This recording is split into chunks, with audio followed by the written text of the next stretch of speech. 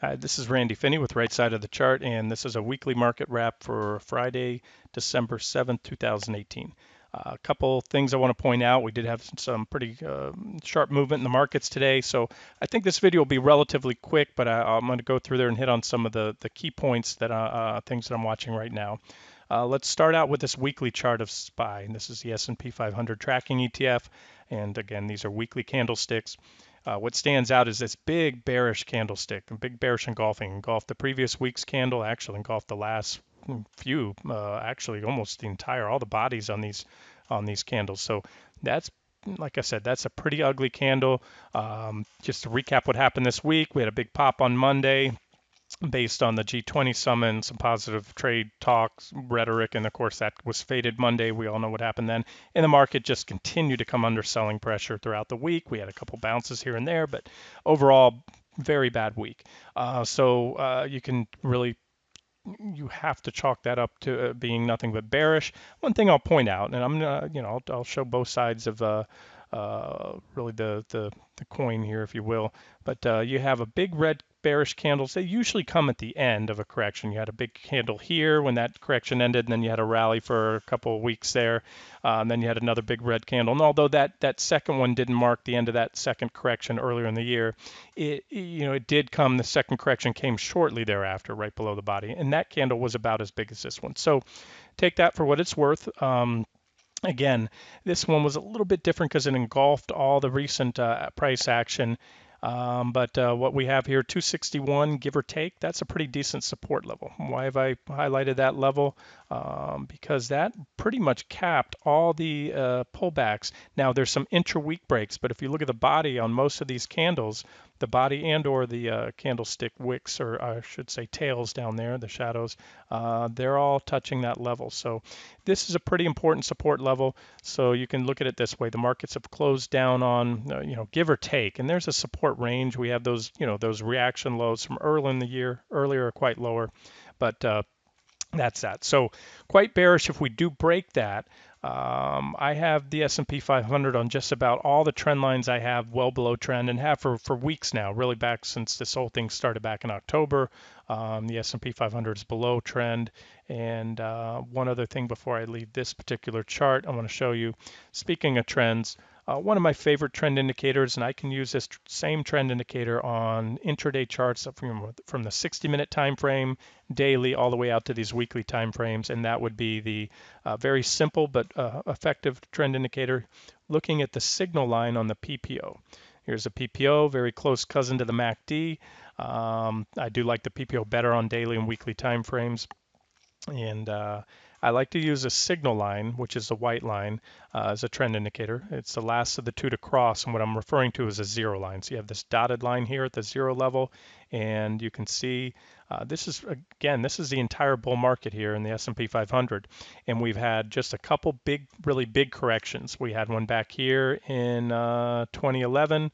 We had this sideways, almost deer market where we traded sideways for almost 2 years and almost hit the bear market threshold of a 20% drop. In fact, some of the small caps did. I think the mid caps did as well. Many sectors did. So call it what you want. At best, it was a prolonged sideways market. We'll call that a deer market. Consolidation period. And my point being that those are the only times you can see here that trend indicator told you the trend was bearish. So pretty darn accurate. It's a 10-year bull market, and right now we're coming up on it. So it's by that one metric, and again, this is just one of many variables I have to go into, one's analysis, including mine. That trend indicator is still bullish right now. So that, there's a possibility there that we get a little flush out move and the bull market continues. But again, there are a lot of other trend indicators that have started to roll over recently. Only some of the longest term trend indicators, such as this one here, are still bullish. Also note, sometimes when you have that signal line come to make a test, when it falls to the zero line, it will bounce. It was a slight dip below, but for the most part, it bounced right there. And that's somewhat common. So I just wanted to point those out, give you the pros and cons, some things to watch. I made it clear, on the video earlier today and in the trading room on right side of the chart that, after today's price action, even though I came into the day flat, I shorted when I saw the market falling, and this market, failed at the resistance levels that it closed at yesterday on the SPY. It rallied back to resistance on SPY and QQQ, failed there this morning on another attempt to take those levels out, and then I saw nothing but impulsive selling. The initial sell-off was impulsive, and the market kept moving lower, so I scaled throughout the day, went home short. And I'll roll the dice next week. I just, I do favor. I think we'll finally get that washout move that I was talking about earlier. I sort of backed off that or said we don't have to have that, and I'll still maintain that. You don't have to have a textbook selling capitulation, selling climax, where you get a big washout, big impulsive drop on very high volume, followed by a big reversal. It would be nice if we got it. It may happen, and if it's going to happen, here's a good news. I think if you've been long and riding out this correction, or you're waiting to go long, is I think it'll happen probably next week. Where we're at right now, I think we're at the point finally that if we're going to get it, it's going to happen this week or next week, I should say. And that this week was the start of it. I'll get to some levels here in a second. So that's the bigger picture. And there's your rising wedge, your divergences, everything that foreshadowed this correction that we've been in so far. Let me just show you one other thing. We need to go back a little bit farther here. This shows you the 2009 low. So this is also another long-term bull market uptrend line right here that comes in similar to the one I just showed you, just capturing the 2009 lows. Now QQQ, I can draw, and I do have different trend lines, but this one off the lows right here actually comes in, and you can see that QQQ, we have 1, 2, 3 reactions since the low there, and several reactions here. So this is what I call my BOD, or benefit of the doubt trend line. My preference really is to use this trend line. Let me show you another one here. My preference would be this trend line right here off the mid 2015 lows. A lot of nice clean reactions along the way, more reactions than the other one, and they're spaced out more evenly too. So you can see this is what gives that trend line a lot of validation, in my opinion. That one broke with a red impulsive candle, everything. I've covered this in the past. I don't want to go off too much and cover what I've covered, weeks and months ago, but that's where we're at.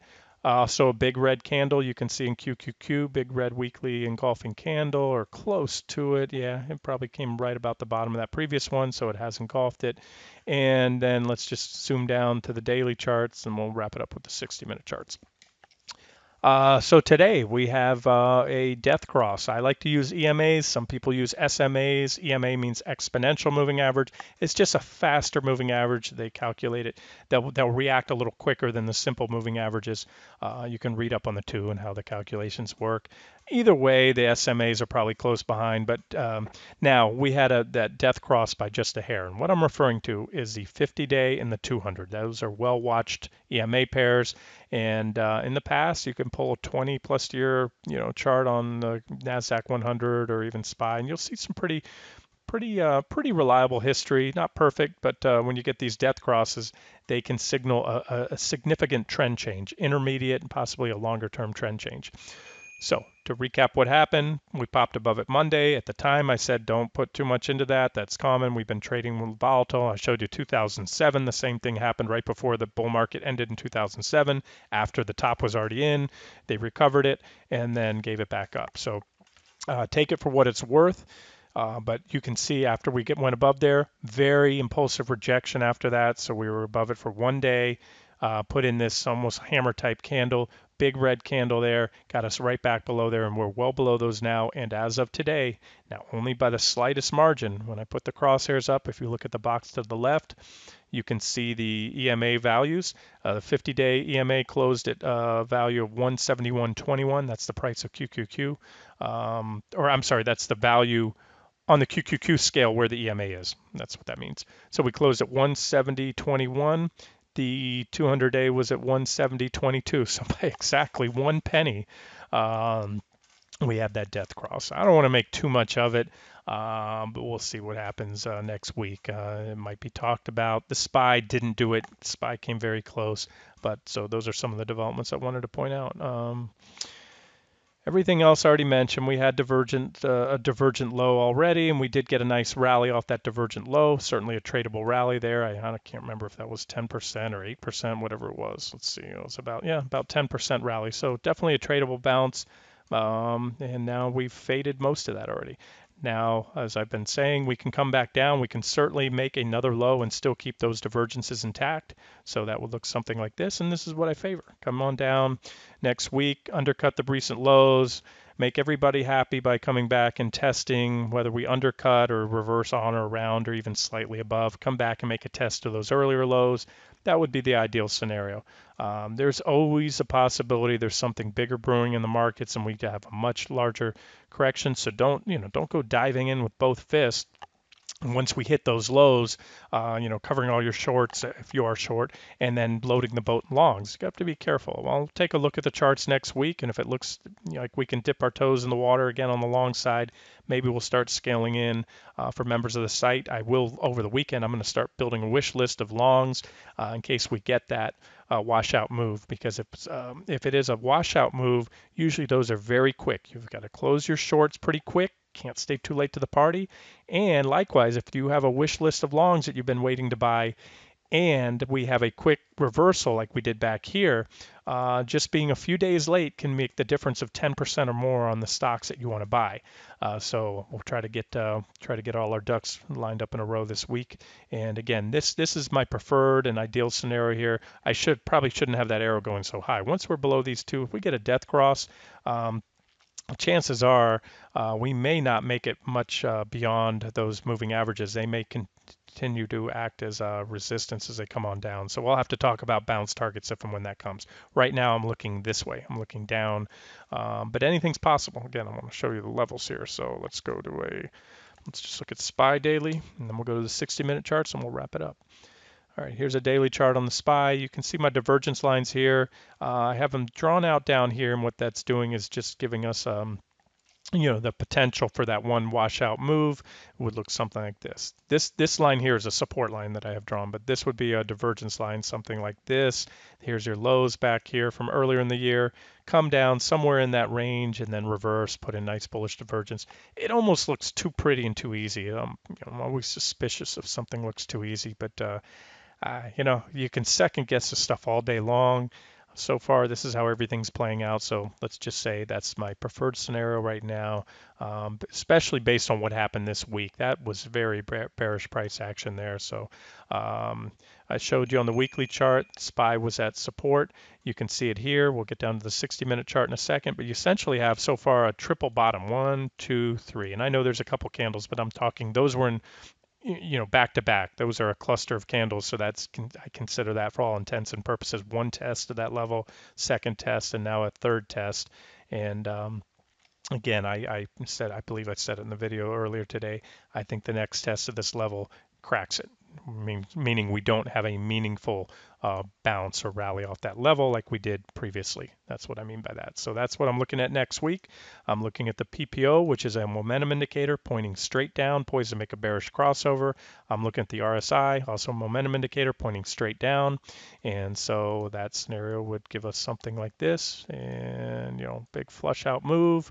Hard to say exactly where it goes, but we can, we'll certainly monitor the charts as it happens, and we might get some cues on the daily, intraday charts, tick, other things like that. A lot of things out there we can watch to see a possible reversal. So there it is. Those are the levels to watch. And now let's just zoom down to the 60-minute charts and we'll wrap it up. This you can clearly see those lows. Again, this is a big level, 263, give or take. With this kind of volatility, you're going to round off. You don't have to go to the exact penny, but I have it at 263.15. But you can see we've undercut it a few times, pretty much held it there, undercut it the other day, undercut it slightly today. And I just don't see a lot in the charts. This is bearish price action that we saw this week, very bearish. Momentum indicators, even on the 60-minute, are heading lower. Really no chance for divergence on the 60-minute time frame, but the daily is a little more important there. But I do like to see divergence on the 60-minute chart to go in for reversal. And so again, if we get a big washout move next week, I probably would start reeling in some short exposure depending on where we go and what I see. But I might be a little hesitant or just hold off on longs again, unless I see some standout opportunities. But right now I'm still running, balanced portfolio, diversified asset allocation has been the theme, for me and for the official trade ideas on right side of the chart this year. We're long gold, treasuries, some other things that tend to go up when the market goes down, and those trades have been working out well lately. So as far as the equity portion, like I said, there'll be a time, and I think that time will come. I think if we get this scenario, I'd really like to see it wash out this week. No later next week, probably this week again is what I'm thinking. We'll see how that goes. And then a nice rally maybe into the end of the year, a little Santa rally, and possibly into January. We'll see.